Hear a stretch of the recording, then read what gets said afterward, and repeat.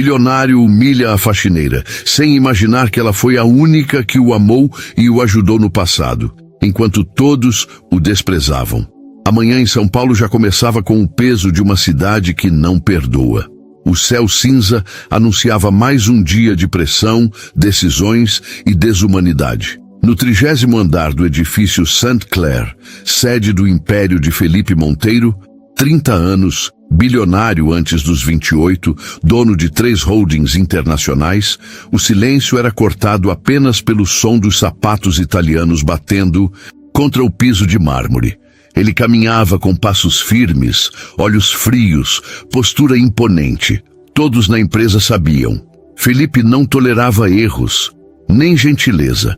Naquele mesmo instante, no subsolo do prédio, uma mulher de 31 anos dobrava os joelhos para esfregar um resíduo de café derramado no elevador de serviço. Seu nome era Lúcia Almeida. Cabelos castanhos presos em um coque desalinhado, uniforme surrado, olhos cansados, mas ainda com um brilho suave, como se carregasse dentro de si uma luz que ninguém mais via.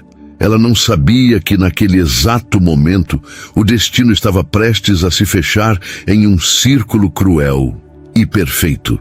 Felipe subiu ao andar executivo, irritado porque a porta do elevador principal estivera suja na véspera. Mais uma vez essa bagunça? Quem foi o responsável? Disparou ao seu assistente, sem sequer esperar resposta. Chame a faxineira. Agora.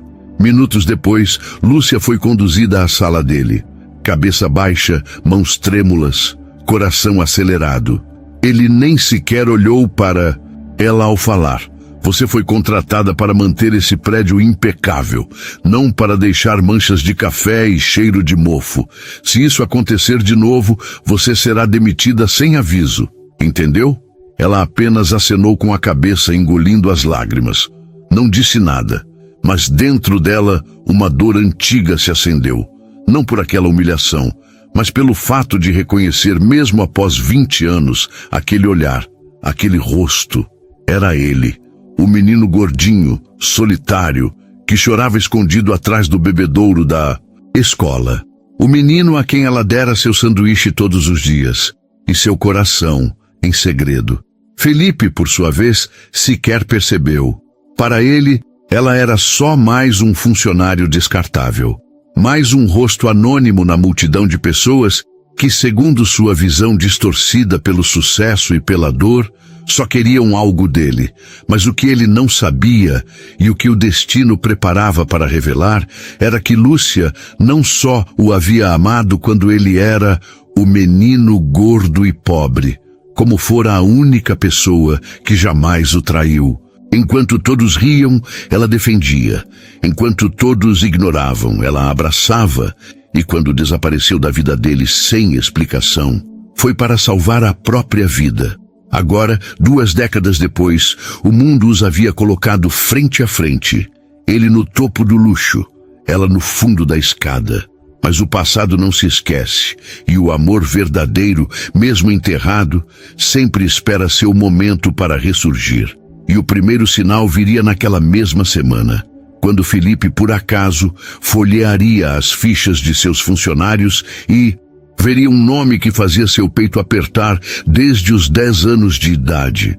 A cidade respirava sob uma neblina espessa naquela terça-feira, como se o próprio céu soubesse que algo profundo estava prestes a desmoronar, ou renascer.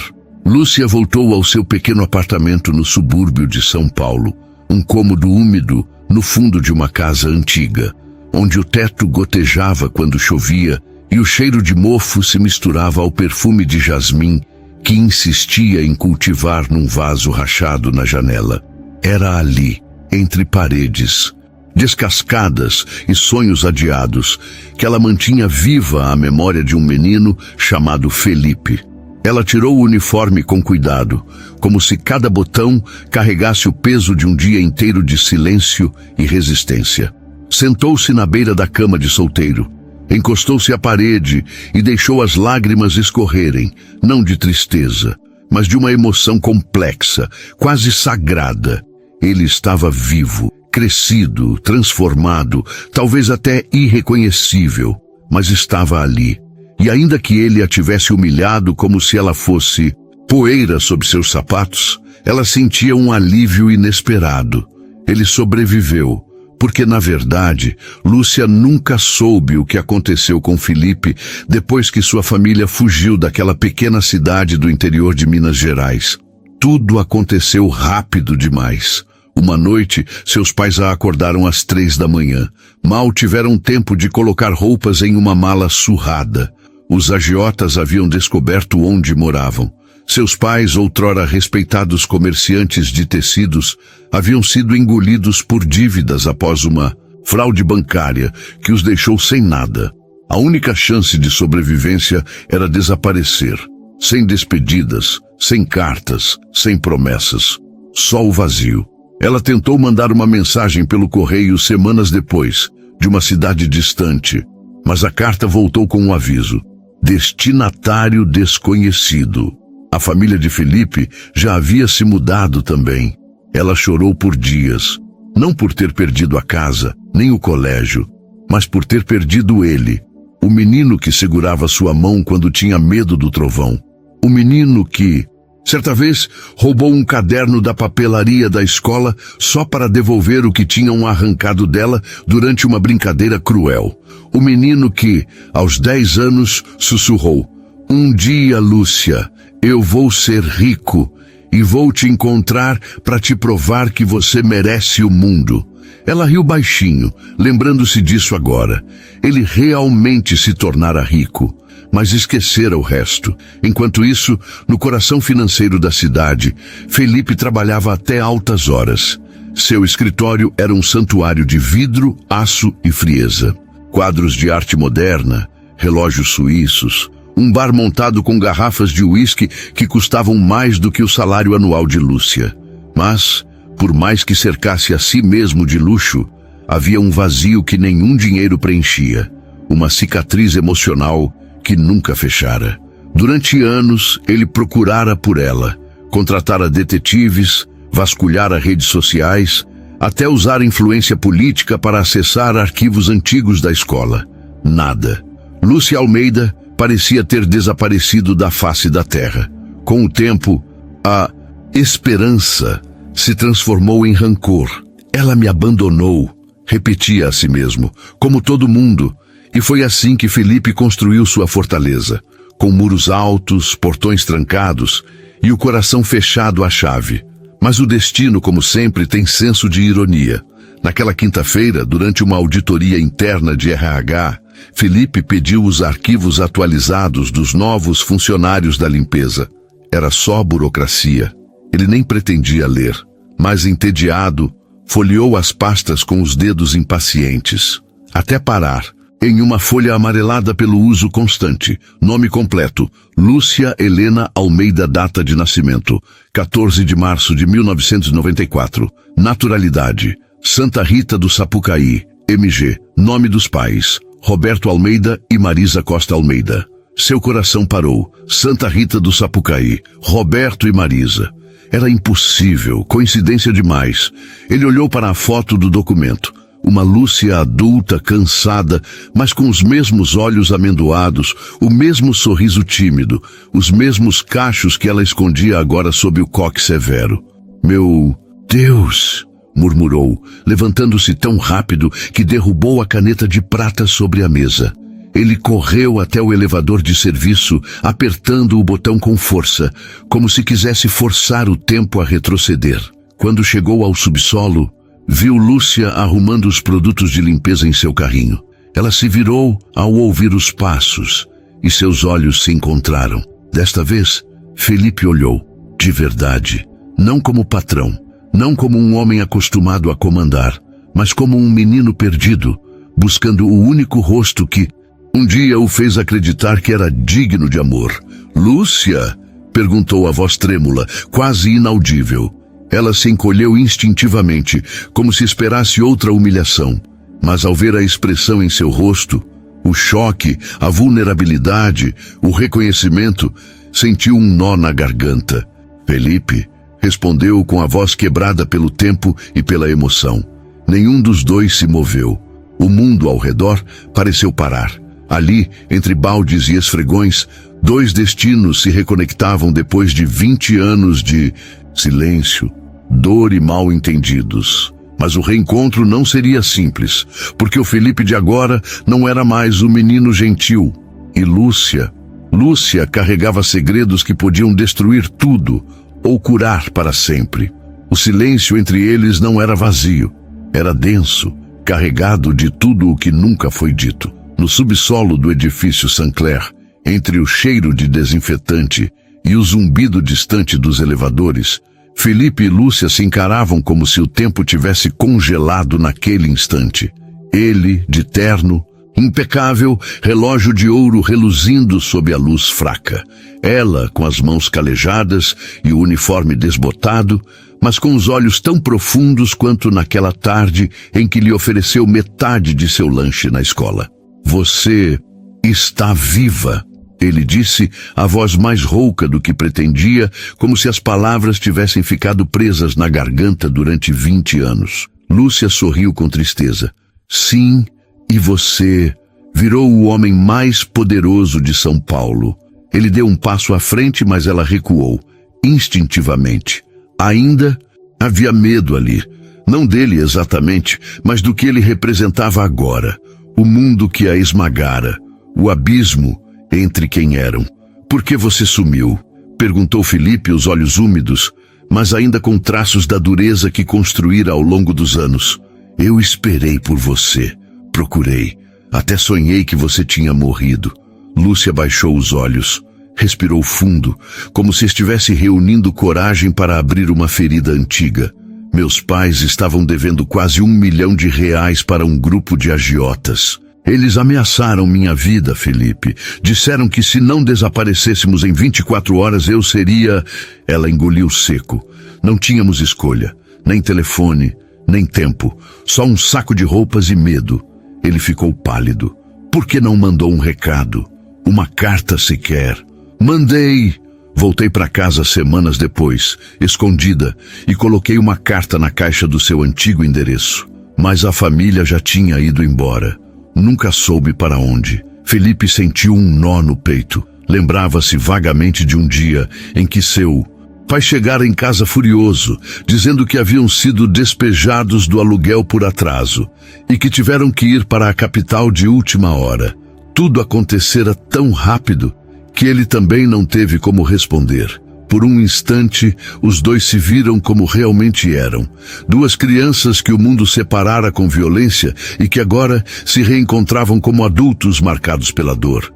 Mas o momento foi interrompido por um bip alto, o elevador de serviço.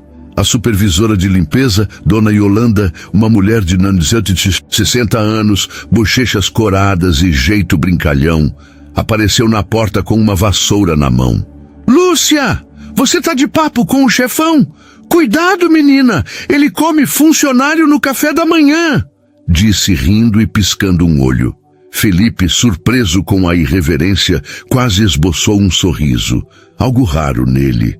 Lúcia riu baixinho, aliviada com a quebra na tensão. Dona Yolanda, esse é o... Começou Lúcia, mas parou. Seu ex-namorado do primário? Dona Yolanda completou, com um sorriso malicioso. Ela vive falando de um menino gordinho que comia sanduíche de goiabada com queijo e chorava quando chovia. Lúcia ficou vermelha. Felipe arregalou os olhos. Você ainda lembra disso? Lembro de tudo, ela sussurrou, olhando nos olhos dele. Até do dia em que você disse que ia me casar quando crescesse. Ele sentiu o coração bater tão forte que chegou a doer. Mas antes que pudesse responder, Dona Yolanda cutucou Lúcia com o cabo da vassoura. Vamos, menina. Se o patrão descobrir que você tá conversando em vez de trabalhar, ele te demite, disse fingindo medo. Ele já é o patrão, Lúcia respondeu com um meio sorriso. Dona Yolanda arregalou os olhos, olhou para Felipe, depois para Lúcia e soltou um assobio baixo. Ai, Jesus! Agora entendi por que você nunca quis namorar ninguém aqui perto. Tava esperando o príncipe voltar montado em Porsche. Felipe, contra todas as expectativas, riu. uma risada genuína que não vinha dele havia anos, e pela primeira vez em muito tempo sentiu-se leve, mas a leveza durou pouco. Naquela noite, Felipe voltou ao escritório, não para trabalhar, mas para vasculhar arquivos antigos. Pediu ao departamento de RH que imprimisse todos os registros da ficha de Lúcia. E foi ali, entre os dados burocráticos, que viu algo que o deixou gelado. Último emprego registrado: Hospital São Lucas, setor de limpeza, 2018-2022. Motivo da saída: licença médica prolongada. E mais abaixo, uma anotação feita à mão por um recrutador. Funcionária, extremamente dedicada. Sofreu grave acidente doméstico em 2021. Perdeu o bebê. Felipe sentiu o sangue drenar do rosto. Ela teve um filho. Seu coração se partiu em 1000 pedaços, porque naquele momento percebeu: enquanto ele construía impérios, ela sobrevivia. Enquanto ele fechava negócios milionários, ela perdia um filho sozinha. Enquanto ele a humilhava por uma mancha de café, ela carregava o luto de uma vida que nunca teve a chance de viver. E pior, ele nem sequer sabia, nem perguntou, nem viu. Naquela noite, Felipe não dormiu. Ficou na varanda do seu apartamento de cobertura, olhando para a cidade que ele dominava, e se perguntando quantas Lúcias havia ali, invisíveis, silenciosas, amando mesmo quando eram apagadas. No dia seguinte, chegou cedo no escritório. Mandou um e-mail para toda a equipe. A partir de hoje, Lúcia Almeida será minha assistente pessoal. Quando ela apareceu confusa, ele estava de pé, com 2 xícaras de café. Um com leite, como ela gostava, o outro puro, como ele sempre bebera. "Bom dia, Lúcia", disse com uma reverência quase tímida. "Você aceita trabalhar comigo?" "De verdade, não como faxineira, como parceira." Ela olhou para ele desconfiada, mas também esperançosa. "Por quê?" "Por quê?" Ele respondeu com os olhos brilhando. "Eu passei 20 anos acreditando que você me abandonou, mas agora entendo. Foi o mundo que nos separou. E eu não vou deixar que ele nos afaste de novo." E pela primeira vez, ela acreditou que talvez, só talvez, o amor do passado ainda tivesse um futuro. Mas o que nenhum deles sabia era que os agiotas que destruíram a família de Lúcia ainda estavam por aí. E agora, com Felipe sendo um dos homens mais ricos do país, eles viriam atrás de ambos. As semanas seguintes pareceram um sonho feito de realidade. Doce, mas frágil. Lúcia, agora como assistente pessoal de Felipe, começou a ocupar um pequeno escritório ao lado do dele. Não por privilégio, mas por necessidade. Ele descobrira que ela tinha uma memória extraordinária, uma intuição aguçada para negócios e uma capacidade rara de enxergar pessoas além das aparências. Em poucos dias, já organizava agendas, sugerira 3 parcerias estratégicas e até mediara um conflito entre diretores que parecia irreconciliável. Mas o mais surpreendente não era o profissionalismo dela. Era a forma como Felipe mudava ao lado dela. Sorria mais. Escutava antes de julgar. Até começou a deixar os sapatos na portaria do escritório, como se quisesse caminhar mais leve. Entre eles havia um delicado equilíbrio. O passado os unia, mas o presente os testava. Eles riam de memórias antigas, como a vez em que Lúcia o ensinara a andar de bicicleta, ou quando Felipe fingira estar doente só para ficar na sala da professora com ela. Mas sempre que a conversa se aproximava do tempo em que se perderam, um silêncio pesado caía. Lúcia ainda não contara tudo, e Felipe ainda não se sentia pronto para ouvir. Foi numa sexta-feira à noite, após uma reunião tensa com investidores, que tudo começou a desmoronar. Eles saíram do escritório juntos, algo raro, mas que agora parecia natural. Chovia. Felipe, sem hesitar, abriu o guarda-chuva e o inclinou todo para o lado dela, molhando o próprio terno. "Você ainda faz isso", Lúcia disse, sorrindo. "Faço o quê?" "Me proteger da chuva, mesmo que se molhe inteiro." Ele olhou para ela e por um instante o mundo sumiu. Só existiam os olhos dela, o cheiro da chuva e o desejo de beijá-la. Não como um milionário, mas como um menino que um dia prometera amá-la para sempre. Mas antes que qualquer um dos dois pudesse falar, um carro preto, sem placas, encostou devagar ao lado deles. Do banco do passageiro, uma janela desceu. Um homem de meia-idade, com cicatriz no queixo e olhos frios como vidro quebrado, fitou Lúcia. Olha só, a menina rica de Santa Rita voltou. E agora anda de braço dado com o rei de São Paulo? Lúcia empalideceu. Seu corpo inteiro tremeu. Vai embora, Raul, disse com voz baixa, mas firme. Você não tem nada a ver comigo. Ah, não? Raul riu, uma risada sem graça. Seu pai ainda deve quase R$500 mil. E você, minha querida? Você sumiu justamente quando íamos acertar as contas. Achou que podia fugir e nunca mais olhar para trás? Felipe deu um passo à frente, colocando-se entre Lúcia e o carro. Quem é você? Sou o cara que vai levar o que é meu. Raul respondeu, olhando direto para Lúcia. E se você não pagar em 30 dias, vou atrás do que você mais ama. A ameaça pairou no ar como uma lâmina. O carro arrancou, deixando apenas o cheiro de pneu queimado e o terror no coração de Lúcia. Quem é esse homem? Felipe perguntou, segurando as mãos dela que estavam geladas. Ela respirou fundo, os olhos cheios de lágrimas. Ele é um dos agiotas que destruíram minha família. Meu pai tentou negociar, mas eles eram cruéis. Quando fugimos, eles juraram que um dia nos encontrariam. Acho que agora sabem que estou aqui e que você... Ela olhou para ele, com dor, que você é importante para mim. Felipe sentiu um ódio frio subir pela espinha. Não era só por ela, era por tudo. Pela infância roubada, pelo filho perdido, pela dignidade que ela mantivera mesmo quando o mundo a esmagava. Você não vai pagar nada, disse com voz firme, e ele não vai chegar perto de você.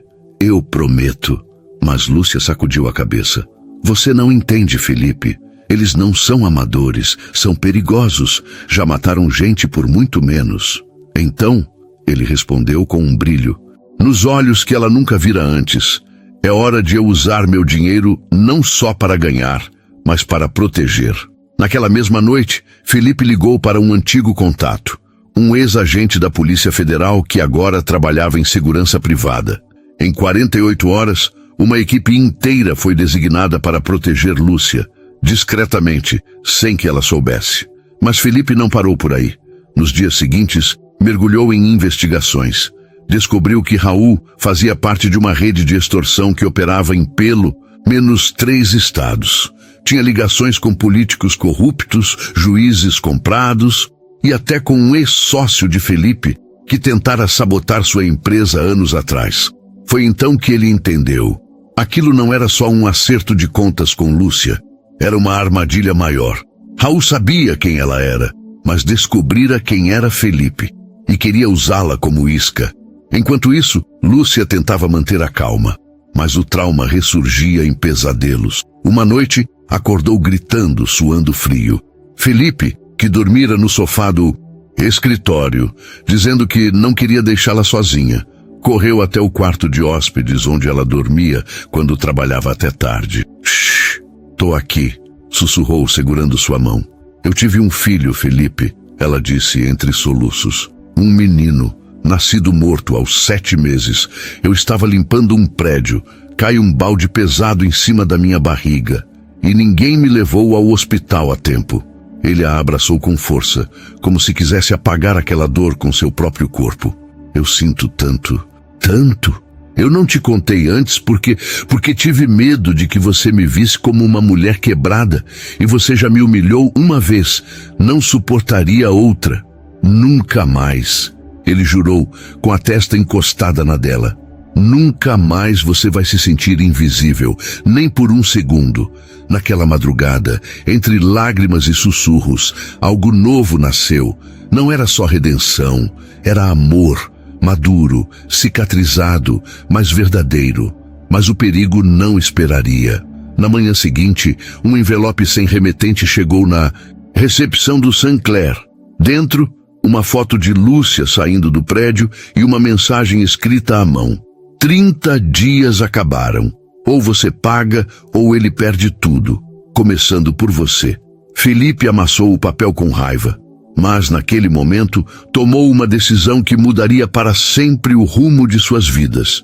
Ele não iria se esconder, iria declarar guerra.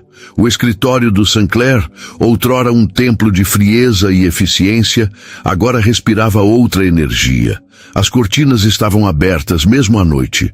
Flores frescas, jasmim, sempre jasmim, repousavam sobre a mesa de Lúcia. E pela primeira vez em anos, Felipe não trabalhava sozinho.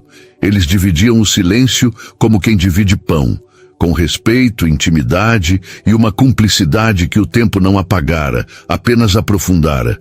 Mas o perigo pairava como uma nuvem negra sobre tudo. Felipe havia mobilizado uma operação secreta. Contratou uma equipe de inteligência privada, ex-militares e um hacker ético que rastreava cada transação suspeita ligada a Raul. Descobriu que o agiota estava se associando a um conglomerado internacional de lavagem de dinheiro e que planejava usar o nome de Felipe em documentos falsos para legitimar ativos ilegais. Se funcionasse, não só Lúcia estaria em risco, como toda a fortuna de Felipe poderia desmoronar em um escândalo público. Ele quer me destruir, Felipe disse a Lúcia uma noite enquanto analisavam mapas e gravações no apartamento dele. Mas não por dinheiro, ele quer me humilhar, como eu te humilhei. Ela olhou para ele, surpresa. Você ainda pensa nisso? Penso todos os dias, ele confessou, sem desviar o olhar. Você merecia respeito. E eu te dei desdém. Lúcia se aproximou, colocou a mão sobre a dele. Você era um menino ferido e virou um homem que aprendeu. Isso é o que importa. Ele sorriu triste. Será que aprendi mesmo? Porque, Lúcia, eu não quero só te proteger, eu quero te amar. De novo, de verdade. Ela ficou em silêncio por um longo instante. O coração batia tão forte que parecia ecoar pelas paredes. Eu também, sussurrou. Mas tenho medo. Medo de perder você de novo. Medo de que, quando tudo isso acabar, você me veja como uma fraqueza, não como um amor. Você é a única força que me resta. Ele respondeu, levantando-se e segurando seu rosto com as duas mãos. Desde os 10 anos, você é o meu norte. Eu só andei em círculos até te encontrar de novo. E então, sob a luz suave do abajur, com a cidade brilhando lá fora como um oceano de estrelas caídas, ele se inclinou e beijou-a. Não foi um beijo de paixão desenfreada, nem de desejo impaciente. Foi um beijo de perdão, de reconhecimento, de duas almas que depois de 2 décadas de solidão, finalmente se encontravam onde deveriam estar, uma nos braços da outra. Quando se separaram, Lúcia tinha lágrimas nos olhos. Promete que não vai embora? Prometo, ele disse, beijando sua testa. Mesmo que o mundo desabe, mas o mundo estava prestes a desabar. Na manhã seguinte, uma notícia explodiu nos jornais digitais. Escândalo no Grupo Monteiro, empresário acusado de ligação com rede de agiotagem. Uma gravação vazada, claramente manipulada, mostrava Felipe em uma conversa com Raul, usando palavras ambíguas que, isoladas, soavam como cumplicidade. A imprensa já falava em CPI. Acionistas entraram em pânico. Ações caíram 18% em 1 hora. Felipe sabia, era uma armadilha. Raul o havia gravado meses atrás, durante uma negociação falsa de imóveis, e agora usava os áudios para se vingar. Eles vão tentar me prender, disse a Lúcia com calma assustadora. Se algo acontecer comigo, vá para o endereço que te mandei por e-mail. É um abrigo seguro. Não confie em ninguém. Não, ela respondeu firme. Eu não fujo de novo. Desta vez eu fico e provo a verdade. Ela tinha uma ideia. Lembrou-se de uma velha caixa que guardara por anos, escondida no fundo do armário do apartamento de seu tio em Minas. Dentro havia recibos antigos, um diário de sua mãe e uma carta que seu pai escrevera antes de morrer em 2019. Nele detalhava toda a fraude bancária, os nomes dos verdadeiros responsáveis. E uma confissão. Raul nos ameaçou com a vida de Lúcia. Por isso fugimos, não por covardia, por amor. Mas havia mais. No rodapé da carta, o nome de um advogado. Um homem que por acaso agora era ministro do Superior Tribunal de Justiça. Lúcia ligou para ele. E para sua surpresa, ele atendeu. Lúcia Almeida? Disse a voz do outro lado, emocionada. Seu pai foi meu melhor amigo. Eu guardei tudo. Tudo mesmo. Em 24 horas, o jogo virou. O ministro vazou os documentos originais à imprensa. Provas irrefutáveis de que Raul era o cabeça de uma quadrilha e que Felipe fora vítima de uma armação. A Polícia Federal deflagrou a Operação Silêncio Quebrado, prendendo Raul e mais 7 cúmplices em uma varredura relâmpago. Naquela noite, Felipe e Lúcia assistiram às notícias juntos, abraçados no sofá. A tempestade havia passado, mas algo ainda faltava. No dia seguinte, Felipe fez algo inédito. Convocou uma coletiva de imprensa, não para se defender, mas para falar de Lúcia. Esta mulher, disse, segurando a mão dela diante das câmeras, foi humilhada por mim, ignorada pelo mundo, e ainda assim salvou minha vida. Não só do escândalo, mas da solidão. A partir de hoje, ela é sócia do Grupo Monteiro e meu futuro. A plateia ficou em choque. Lúcia, com os olhos marejados, não disse nada. Apenas apertou a mão dele com força. Naquela noite, fizeram algo que sonharam desde os 10 anos. Foram comer sanduíche de goiabada com queijo, num quiosque simples, na beira do rio Tietê, rindo como crianças. Mas, enquanto caminhavam de volta, Felipe parou sob uma ponte iluminada. Lúcia começou, ajoelhando-se de repente, tirando do bolso uma caixinha simples, sem brilho, mas com um anel de prata. O mesmo que ele guardara desde os 12 anos, feito com o primeiro dinheiro que ganhou vendendo doces na escola. Eu não tenho diamantes para te dar, mas tenho o resto da minha vida. Quer casar comigo? Ela riu, chorou e disse a única palavra que ele esperara ouvir por 20 anos. Sim, mas o destino, mais uma vez, tinha um último segredo, porque naquela mesma noite, um exame de rotina revelaria algo que mudaria tudo. De novo, o dia seguinte ao noivado começou com sol. Um sol quente, generoso, como se o próprio céu quisesse celebrar o recomeço deles. Lúcia acordou cedo, ainda com o anel de prata no dedo, tocando-o como se temesse que fosse desaparecer. Felipe, já de pé, preparava café na cozinha do apartamento dele, algo que nunca fizera antes, mas que agora fazia com carinho quase infantil. Bom dia, noiva, disse, entregando-lhe a xícara com um sorriso que iluminava o cômodo inteiro. Isso ainda me parece um sonho, ela respondeu, encostando a cabeça no peito dele. Então vamos acordar juntos todos os dias, ele sussurrou. Mas, antes que o dia pudesse se desenrolar em planos de casamento, lista de convidados e risos sobre o futuro, Lúcia sentiu um enjoo súbito. Correu para o banheiro e pela 3ª vez naquela semana vomitou. Felipe, preocupado, segurou seu cabelo e massageou suas costas. Você tá bem? Já faz dias que isso acontece. Acho que é só estresse, ela disse, tentando sorrir. Tanta coisa nova. Vamos ao médico, ele declarou, sem deixar espaço para argumento. Na clínica particular do Dr. Campos, um velho amigo de família de Felipe, Lúcia fez exames de rotina. Sangue, urina, ultrassom. Enquanto esperavam os resultados, brincavam sobre como seria o apartamento que iriam dividir.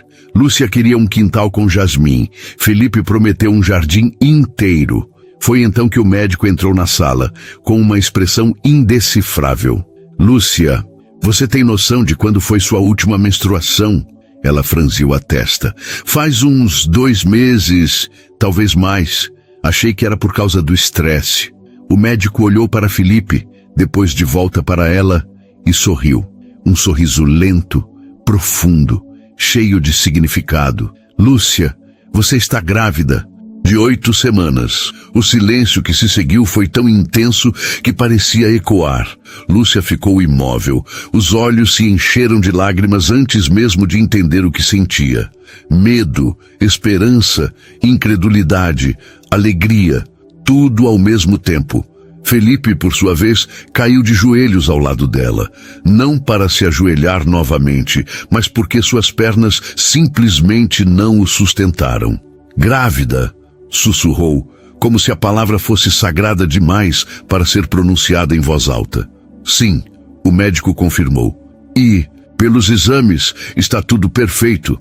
Um coração forte, batendo rápido, uma vida nova. Lúcia cobriu o rosto com as mãos. Chorou silenciosamente, porque 2 anos antes, ela perdera um filho sob circunstâncias brutais. Agora, o universo lhe devolvia outra chance, com o homem que sempre amou.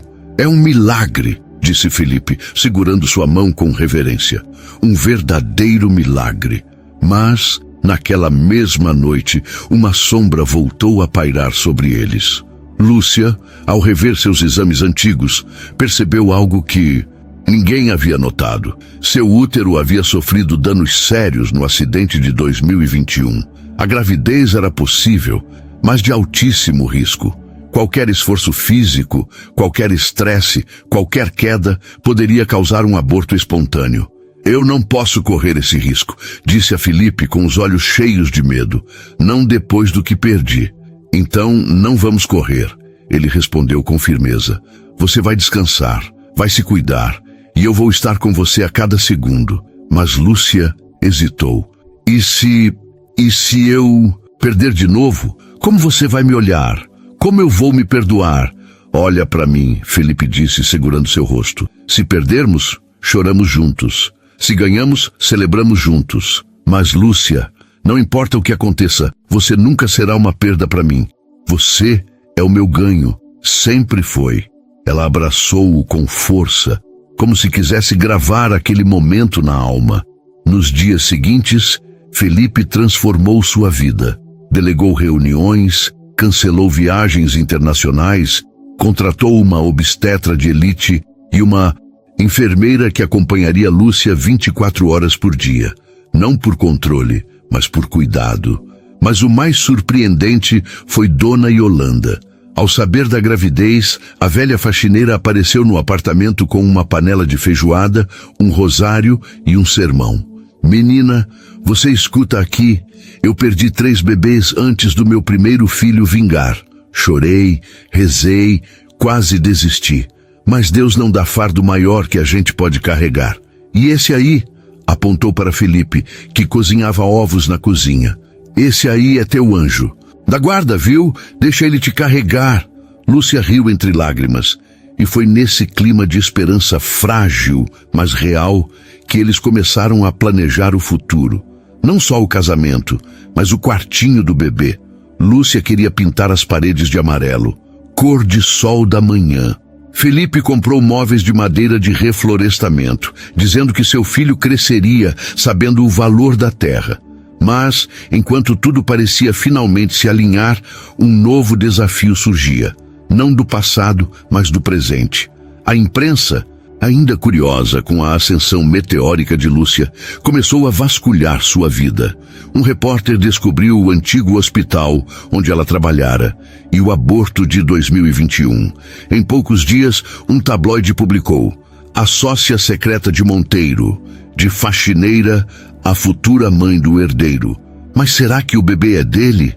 A acusação era absurda, cruel e perigosa. Felipe explodiu, quase agrediu o repórter, mas Lúcia o segurou. Não, disse com calma. Eles querem nos ver quebrar. Vamos mostrar que estamos mais fortes do que nunca.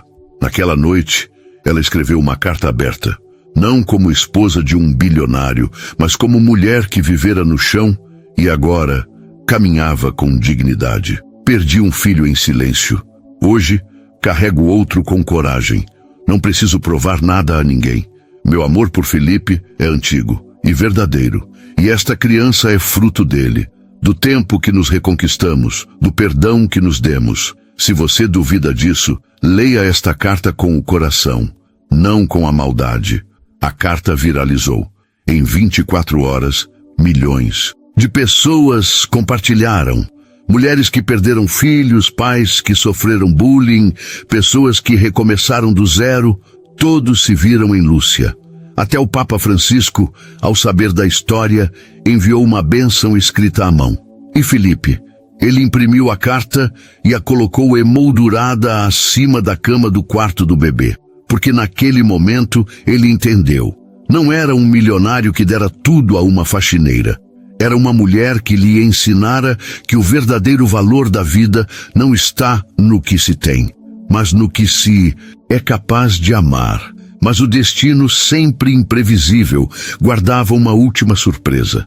Uma que viria não de fora, mas de dentro da própria família de Felipe. O outono chegou a São Paulo com folhas secas rodopiando pelas avenidas e um vento cortante que parecia soprado diretamente do passado. Felipe e Lúcia estavam no auge da felicidade aparente. O bebê crescia saudável, os negócios se estabilizavam e o amor entre eles florescia com uma maturidade que só o tempo e a dor sabem cultivar. Mas numa sexta-feira chuvosa, tudo mudou com uma ligação. Seu pai teve um AVC, disse uma voz feminina do outro lado da linha, fria, controlada, mas carregada de um veneno velho. Está no Hospital Santa Genoveva, e ele quer te ver. Mãe? Felipe perguntou surpreso. Sim, e não traga aquela mulher com você. Seu pai não merece esse vexame. Silêncio. Lúcia, que estava ao lado dele, ouviu tudo. Seus ombros se encolheram, como se o peso do julgamento a empurrasse para baixo outra vez. Felipe desligou, os olhos sombrios. Minha mãe sempre acreditou que eu deveria me casar com alguém do nosso nível. Quando falei de você, ela disse que era uma fase. Depois, quando anunciei nosso noivado, nos apagou das fotos de família. Você vai vê-lo? Lúcia perguntou com a voz suave, sem ressentimento. Tenho que ir. Ele é meu pai. Então vá. Eu fico aqui cuidando do nosso filho. Mas Felipe segurou sua mão. Não. Se eu vou enfrentar o passado, é com você ao meu lado. Porque você é o meu presente. E o futuro? Ela sorriu, com os olhos úmidos. No hospital, o clima era denso. O corredor cheirava a antisséptico e dor contida. Dona Clarice, elegante, cabelo tingido de preto, joias discretas, postura de quem nunca pediu nada a ninguém, os esperava na porta do quarto com os braços cruzados. Felipe, entre, só você. Não, ele respondeu firme. Lúcia entra comigo, ou eu não entro. Clarice olhou para Lúcia como se fosse um inseto que ousara pousar em sua sala de jantar. Mas, diante do olhar inabalável do filho, recuou. Dentro do quarto, o senhor Monteiro, agora frágil, com tubos no nariz e a pele pálida, abriu os olhos ao ouvir os passos. Ao ver Lúcia, seus olhos se iluminaram. Ah, a menina dos olhos doces, sussurrou com dificuldade. Você voltou. O senhor lembra de mim? Lúcia perguntou surpresa. Lembro. Felipe falava de você todos os dias, aos 10 anos. Dizia que ia te casar, que ia te levar para ver o mar. Ele sorriu, fraco. Eu acreditei nele. Só eu. Clarice bufou. Seu pai delira.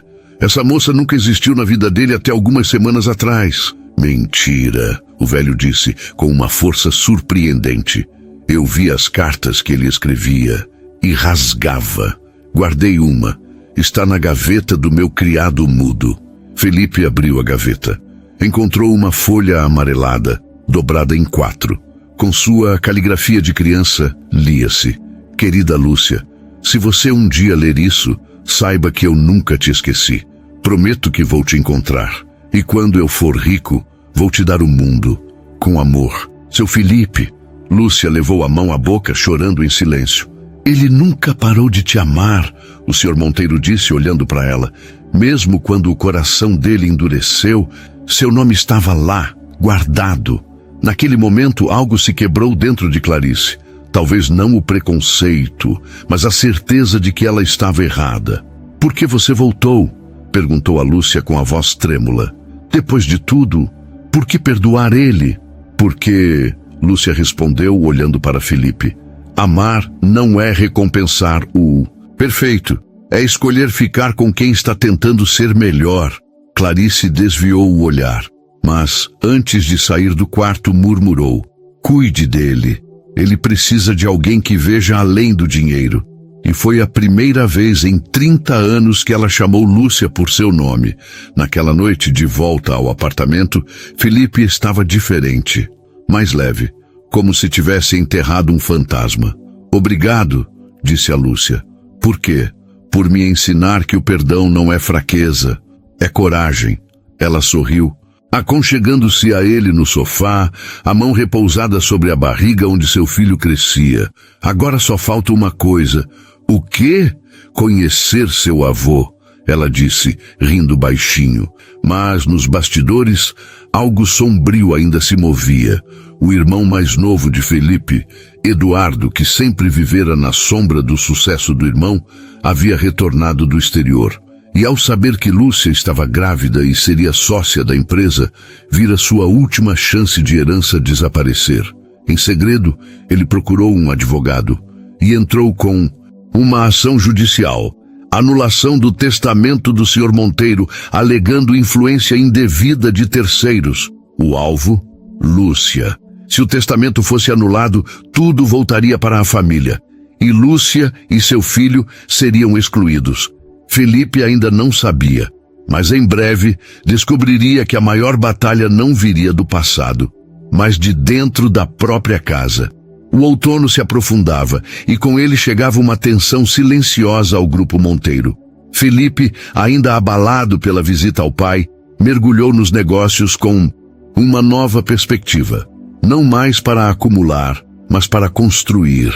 Lúcia, agora oficialmente sócia e futura mãe, passava os dias entre reuniões estratégicas, consultas médicas e longas caminhadas nos parques, sempre acompanhada por Felipe, que insistia em carregar sua mochila, abrir portas e até amarrar seus cadarços quando ela não conseguia se curvar. Mas, numa manhã de segunda-feira, um envelope lacrado chegou ao escritório de Felipe.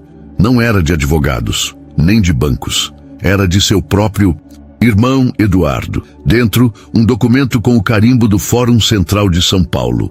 Pedido de anulação do testamento de Antônio Monteiro, com base no artigo 1859 do Código Civil, devido a possível influência indevida exercida pela senhora Lúcia Helena Almeida, atual companheira do herdeiro primário. Felipe ficou pálido. Lúcia, ao ler, sentiu o chão desaparecer. Ele está dizendo que eu manipulei seu pai, que usei seu estado de saúde para me beneficiar? Não é só isso, Felipe disse, com a voz carregada de raiva contida. Ele está sugerindo que o bebê não é meu. Lúcia levou a mão à barriga, como se protegesse não só a criança, mas a própria dignidade. Vamos provar que ele está errado. Como? Felipe perguntou desesperado. DNA só depois do nascimento. Até lá, a imprensa vai nos crucificar de novo. Foi então que Lúcia teve uma ideia. Seu pai escreveu cartas, guardou coisas. Mas há algo mais. Algo que ninguém sabe. Ela contou a Felipe sobre um velho baú que sua mãe escondera. Antes de fugir, enterrado sob o celeiro da antiga casa dos Almeida, em Santa Rita do Sapucaí. Dentro havia fotografias, recibos e um diário. Nele, minha mãe escreveu tudo. Como nos conhecemos, como você me salvou quando caí no rio, como prometemos nos casar. E como no dia em que fugimos, ela rezou por você todas as noites. Mas como vamos até lá? Felipe perguntou. A propriedade foi leiloada. Está tudo abandonado. Não se você for comigo, ela disse, com um sorriso determinado. Naquela mesma noite, eles pegaram um jatinho particular e voaram para Minas Gerais. Sob a luz da lua, caminharam até os escombros da antiga casa. O celeiro estava quase desmoronado, mas Lúcia lembrou exatamente onde cavar. Com as mãos sujas e o coração acelerado, encontraram o baú enferrujado. Dentro, além das cartas e fotos, havia algo que os deixou sem fôlego. Um vídeo caseiro, gravado em uma câmera antiga, datado de 2005. Ao ligarem o aparelho emprestado de um vizinho, viram a si mesmos. Crianças de 10 e 11 anos, brincando no quintal. Felipe, mais gordinho, correndo atrás de Lúcia, que ria e se escondia atrás de uma árvore. Depois, os dois sentados na varanda, comendo pão com goiabada, enquanto uma voz de mulher, a mãe de Lúcia, dizia à câmera: esses dois nasceram um para o outro. Se o mundo não os separar, serão felizes para sempre. Felipe chorou. Lúcia abraçou-o. Isso é prova suficiente? Ela perguntou. É mais que prova, ele respondeu. É memória, é verdade. Mas, no caminho de volta, o carro em que viajavam foi cercado por 2 veículos escuros. Eduardo apareceu, acompanhado de seguranças. Devolvam o baú, ordenou com um sorriso frio. Esse passado não pertence a vocês. Você está maluco? Felipe gritou. Isso é propriedade dela. Ah, é? Eduardo riu. Então prove que ela não roubou da minha família. Prove que esse bebê é seu. Senão, ela é só mais uma aproveitadora. Felipe avançou, pronto para brigar, mas Lúcia o segurou. Não, disse olhando para Eduardo com calma impressionante. Eu tenho uma proposta. Ela se virou para Felipe, os olhos cheios de dor e decisão. Vamos fazer o exame de DNA agora, antes do nascimento. Existe um teste não invasivo, com sangue materno. Dá para saber com 99,9% de certeza. Mas é arriscado? Felipe perguntou apavorado. É seguro, mas se der negativo eu saio. Sem brigas, sem escândalo. Só vou embora. Lúcia, não, ele implorou. Eu confio em você, mas o mundo não confia. Ela respondeu com serenidade. E seu irmão não vai parar. Então vamos provar. Por você, por nosso filho, por tudo o que construímos. Naquela noite, no hospital mais próximo, o exame foi feito. Os resultados levariam 72 horas. Durante esse tempo, Lúcia não comeu, mal dormiu. Felipe a segurou a cada tremor, a cada lágrima silenciosa. Até que na terceira manhã, o laudo chegou. Felipe abriu o envelope com as mãos trêmulas e leu em voz alta com a voz embargada. Compatibilidade genética confirmada. A criança é, com 99,9% de certeza, filha biológica de Felipe Monteiro. Lúcia caiu em prantos. Ele a abraçou, beijando seus cabelos, repetindo: eu sabia, eu sempre soube. Mas o verdadeiro golpe veio horas depois. Eduardo, ao saber do resultado, não desistiu. Em vez disso, vazou para a imprensa uma conversa antiga, gravada ilegalmente, em que Lúcia, em um momento de fraqueza, dissera a dona Yolanda: às vezes tenho medo de que ele um dia perceba que não sou digna dele. Os jornais transformaram isso em: Lúcia admite, não sou digna do bilionário. Será que o amor deles é real? A opinião pública se dividiu. Alguns a defenderam. Outros a chamaram de manipuladora. Mas naquele dia, Lúcia fez algo que ninguém esperava. Em vez de se esconder, subiu ao palco de um evento beneficente organizado por Felipe, um jantar para arrecadar fundos para mães em situação de vulnerabilidade. Com a barriga já saliente, vestindo um vestido simples, ela pegou o microfone. Meu nome é Lúcia Almeida, disse com a voz firme. Fui faxineira. Fui humilhada, perdi um filho, fui abandonada pelo mundo, mas nunca perdi a dignidade. E se alguém aqui acha que eu não sou digna de amar Felipe, saiba que ele é quem me ensinou que dignidade não se herda, se conquista com atos. Hoje, estou aqui não como esposa de um milionário, mas como mulher que escolheu perdoar, lutar e amar, mesmo quando foi difícil. O salão ficou em silêncio. Depois, aplausos. Não de cortesia, mas de respeito. Felipe subiu ao palco, ajoelhou-se diante dela e beijou sua barriga. Essa é a mulher mais digna que eu jamais conheci, disse, autossuficiente para todos ouvirem. Naquela noite, Eduardo desistiu da ação judicial, não por medo, mas porque pela primeira vez viu que o irmão não tinha encontrado uma oportunista, tinha encontrado sua alma gêmea. Mas o destino ainda guardava um último capítulo. porque o pai de Felipe, em seu leito de hospital, estava prestes a dizer algo que mudaria para sempre o legado da família Monteiro.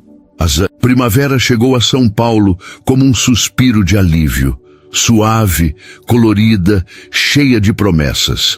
As árvores que antes pareciam esqueléticas agora floresciam em tons de rosa e branco, como se a própria cidade celebrasse o que estava por vir. No Hospital Santa Genoveva, o quarto 304 tornara-se um refúgio de memórias, segredos e despedidas silenciosas. O Sr. Antônio Monteiro piorava a cada dia. O AVC deixara sequelas graves, mas sua mente, aquela fortaleza de princípios e emoções contidas, permanecia lúcida. E naquela manhã ensolarada, ele pediu para ver Lúcia, sozinha. Felipe hesitou, mas respeitou. Lúcia entrou no quarto com passos leves, a mão repousada sobre a barriga de 9 meses. O velho sorriu ao vê-la. "Venha cá, menina", sussurrou, estendendo a mão trêmula. Ela se sentou ao lado da cama, segurando seus dedos enrugados com carinho. "Você salvou meu filho", ele disse com a voz frágil, mas clara. Ele estava perdido, fechado. Achava que o mundo só valorizava o que se podia comprar, até você voltar. "Eu não fiz nada de extraordinário", Lúcia respondeu com humildade. "Só lembrei a ele quem ele era. Isso é o mais extraordinário que existe." Antônio sorriu, os olhos marejados. "Por isso, quero que você leia isso, depois que eu for." Ele entregou a ela um envelope lacrado, com o brasão da família Monteiro. "Não abra agora. Espere o momento certo." Ela assentiu, prometendo em silêncio. 3 dias depois, Antônio Monteiro faleceu em paz, cercado pelos filhos, pela esposa e por Lúcia, que segurou sua mão até o último suspiro. O velório foi grandioso, políticos, empresários, celebridades, mas no meio de tudo, Lúcia se manteve discreta, com os olhos secos, não por falta de dor, mas por respeito. Aquele homem a acolhera quando mais ninguém o fez. Ele merecia silêncio, não lágrimas públicas. Naquela noite em casa, Felipe e Lúcia se abraçaram sob o luar da varanda. "Ele me disse uma coisa antes de ir", Felipe confessou. "Disse que minha maior conquista não foi o império, foi ter te encontrado de novo." Lúcia sorriu emocionada. Então lembrou-se do envelope. Com mãos trêmulas, abriu-o. Dentro, uma carta e um testamento adicional, registrado em cartório 2 dias antes da morte de Antônio. A carta dizia: "Para Lúcia, você não entrou na nossa família por acaso, entrou por destino. Por isso, deixo em suas mãos o que mais importa, o futuro. O Grupo Monteiro será administrado por você e Felipe, em igualdade absoluta. Mas há uma condição: 50% dos lucros anuais serão destinados a um fundo que levará seu nome, o Fundo Lúcia Almeida, dedicado a mulheres em situação de vulnerabilidade, mães solteiras e crianças que, como vocês dois um dia foram, precisam de uma segunda chance. Porque o verdadeiro legado não é o que se acumula, é o que se devolve." Lúcia leu em silêncio. Depois entregou a carta a Felipe. Ele leu. E pela primeira vez desde a infância, chorou sem vergonha. "Ele sabia", disse abraçando-a. "Sabia que você era a alma que faltava a essa família." Naquela mesma semana, Lúcia entrou em trabalho de parto. No hospital, sob os cuidados de uma equipe que a tratava como rainha, não por quem ela se tornara, mas por como tratava todos, ela deu à luz um menino saudável, de olhos escuros e punhos cerrados, como se já quisesse lutar pelo mundo. Felipe cortou o cordão umbilical com as mãos trêmulas. Quando colocaram o bebê em seus braços, sussurrou: "Seu nome será Antônio, em homenagem ao avô que nos uniu de verdade." Lúcia sorriu, exausta, feliz, completa. Na manhã seguinte, o sol nasceu sobre São Paulo com uma intensidade rara. Felipe, segurando o filho nos braços, olhou pela janela do quarto do hospital. Lúcia repousava na cama, exausta, mas com um brilho sereno no olhar. "Você lembra do que prometi aos 10 anos? Ele perguntou, aproximando-se. "Que ia me dar o mundo." Ela sorriu. Não, ele corrigiu, beijando sua testa. Prometi que ia te provar que você merecia o mundo. E hoje eu entendo. Você não merece o mundo. Você merece mais que isso, porque você o transforma. Naquele instante, o bebê chorou suavemente. Lúcia o pegou no colo e Felipe abraçou os dois. Ali, entre o choro de uma nova vida e o silêncio de um passado curado, nasceu algo que nenhum dinheiro podia comprar. Uma família construída não sobre riqueza, mas sobre redenção, perdão e amor verdadeiro. E lá fora, o mundo seguia, mais cruel, mais frio, mas com uma pequena luz agora, vinda do 3º andar do Sinclair. Porque às vezes, a maior revolução começa com um faxineira que nunca deixou de acreditar e um milionário que finalmente aprendeu a ver. 10 anos haviam passado desde o nascimento de Antônio, o menino que chegou como um milagre, fruto de um passado doloroso e um futuro reconstruído com paciência, perdão e coragem. São Paulo, sempre em transformação, agora abrigava um marco silencioso de humanidade no coração da Zona Sul, o Instituto Lúcia Monteiro. Não era um prédio suntuoso, longe disso. Era modesto, com paredes pintadas por voluntários, salas cheias de crianças aprendendo a ler, mulheres costurando, jovens treinando para entrevistas de emprego. Tudo começara com um sonho simples: dar a outras pessoas a chance que Lúcia quase perdeu. Hoje, aos 41 anos, Lúcia caminhava pelos corredores com a mesma humildade de quando empurrava um carrinho de limpeza. Só que agora, em vez de esfregar pisos, abria portas. Seu cabelo estava mais curto. Alguns fios brancos se escondiam entre os castanhos, mas seu olhar mantinha aquela serenidade que sempre soube acolher sem julgar. Felipe, aos 40, havia deixado a presidência executiva do grupo, mas continuava como conselheiro estratégico. Passava seus dias divididos entre o instituto, a família e um novo projeto. Uma editora social que publicava histórias reais de superação, escritas por quem as viveu. Ele dizia com um sorriso que o maior lucro é ver alguém de cabeça erguida. Naquela manhã de sábado, os três estavam juntos no Puy Duns, pequeno quintal da casa onde moravam. Não mais uma cobertura de luxo, mas uma casa com jardim, varanda e um pé de jasmim que Lúcia plantara no primeiro ano de casamento. Antônio, agora com 10 anos, corria pelo gramado com uma bola de futebol rindo alto. Tinha o jeito tranquilo da mãe, mas o riso contagiante do pai. Na escola, era conhecido por defender os colegas excluídos, porque ninguém merece se sentir invisível. Dizia, sem saber que repetia, palavra por palavra, o que sua mãe vivera. Ele vai mudar o mundo, Felipe murmurou, observando o filho. Já está mudando, Lúcia respondeu, apoiando a cabeça no ombro dele. Naquele momento, uma jovem entrou no jardim. Era Mariana, 17 anos, uma das primeiras beneficiárias do instituto. Fora acolhida quando sua mãe ficou doente, sem recursos. Hoje, prestes a entrar na faculdade de medicina, trazia um embrulho nas mãos. Vim entregar isso, disse emocionada, entregando um quadro de madeira com uma frase entalhada. O amor não é o que se diz, é o que se faz. Lúcia abraçou-a com força. Você é o motivo de tudo isso, sussurrou. Mais tarde, ao pôr do sol, os três sentaram-se na varanda. Antônio folheava um álbum antigo, fotos de quando era bebê, de Lúcia grávida, de Felipe segurando sua mão no hospital. Pai, como vocês conseguiram perdoar tudo? Perguntou com a inocência que só as crianças têm. Felipe olhou para Lúcia. Ela sorriu. Porque, respondeu ela, a gente escolheu olhar para frente, não para trás. E escolher-se amar mesmo quando doía.